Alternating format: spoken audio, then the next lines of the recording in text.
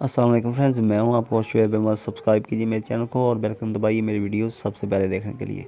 तो दोस्तों, निक्का टीवी का जो अपडेटेड वर्जन है वो आपके लिए लाया हूँ। वीडियो जल्दी में बना रहा हूँ कि मेरी तबीयत ख़राब है, तो मैं आपको इसका थोड़ा सा ये रिव्यू दिखाता हूँ।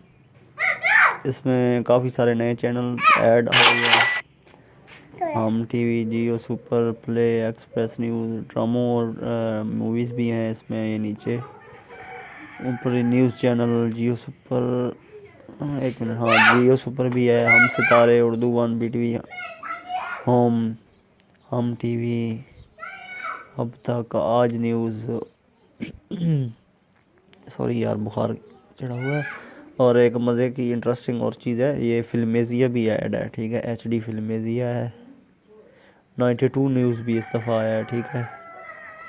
प्ले TV, 8XM, समा, ये सारे इसमें हैं, ठीक है। वीडियो के नीचे डिस्क्रिप्शन में आपको लिंक मिल जाएगा, आपने इसको उधर से डाउनलोड कर लें। वीडियो को लाइक करना है, मज़ीद अपडेट के लिए चैनल को सब्सक्राइब कर लें।